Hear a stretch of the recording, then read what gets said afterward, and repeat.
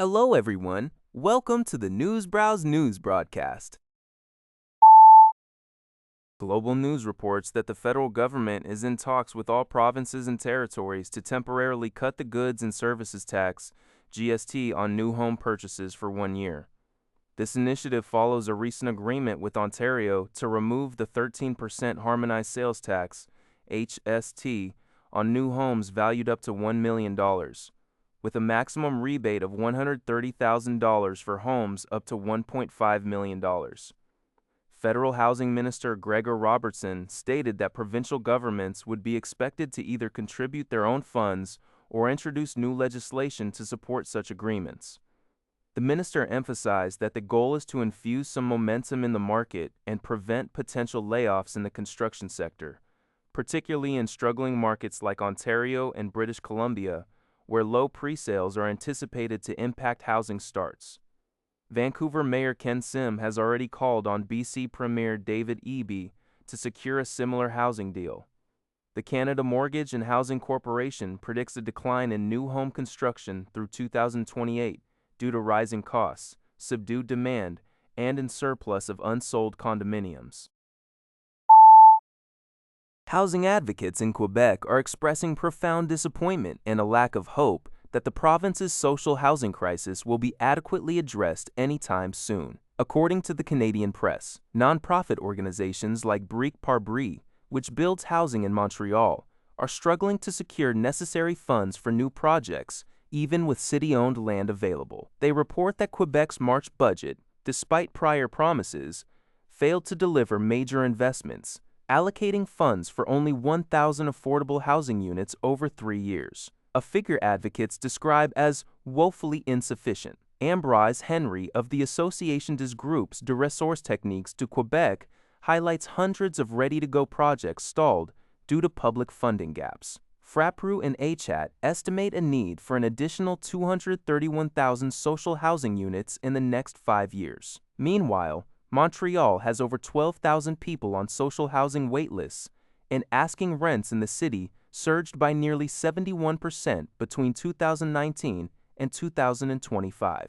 Critics like Alejandro Zaga Mendes from Quebec Solidaire called the budget irresponsible and insulting.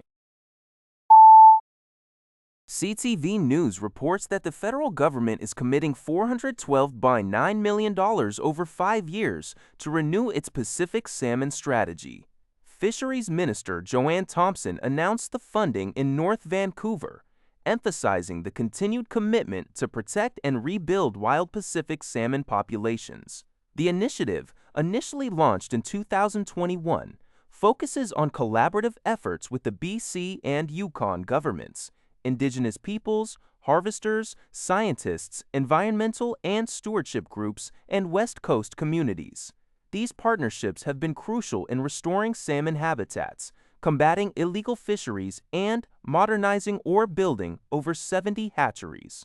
Despite these efforts, challenges persist with 24 wild Pacific salmon populations currently assessed as endangered, 10 as threatened, and 9 as being of special concern. Minister Thompson stressed that while the challenges are far from over, the renewed initiative underscores the government's dedication to securing the future of salmon for generations to come. CBS News reports that artificial intelligence is poised to dramatically alter more than half of all U.S. jobs within the next 3 years, according to an analysis by Boston Consulting Group. Researchers, including BCG Managing Director Matthew Kropp, suggest that AI is more likely to change the nature of work rather than outright replace masses of workers. However, BCG also projects that 10% to 15% of U.S. jobs could be eliminated by AI over the next 5 years. Kropp urges business leaders to prioritize augmenting workers' capabilities and reskilling their workforces.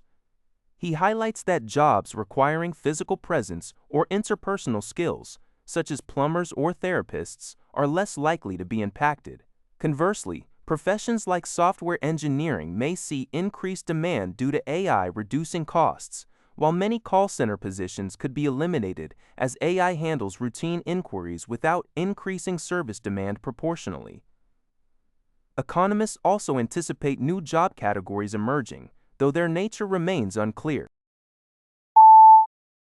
A new study by LendingTree, reported by CBS News, reveals that the average cost to raise a child through age 18 in the U.S. will top $300,000 for the first time in 2026, reaching an estimated $303,418 in 26, reaching an estimated $303,418 or $16,857 per year. This figure, up about 2% from a year earlier, does not include college expenses, which could add another $152,000.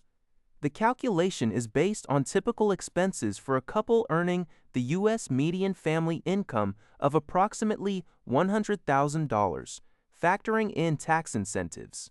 A CBS News poll found 77% of respondents believe it's harder to raise a family today. Costs vary significantly by location. Hawaii is projected to be the most expensive state at $412,661 by 2026, while states like Alaska, Kansas, and Montana saw increases over 20% from the previous year.